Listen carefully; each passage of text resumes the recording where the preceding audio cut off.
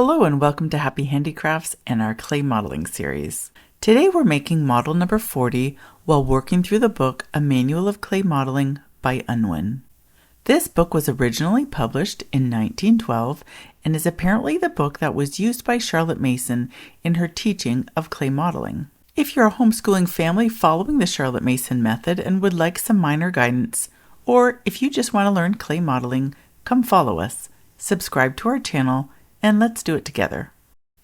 Model number 40 is a tin loaf. For this, we bought a loaf of bread from our local grocery store. Now let's get started.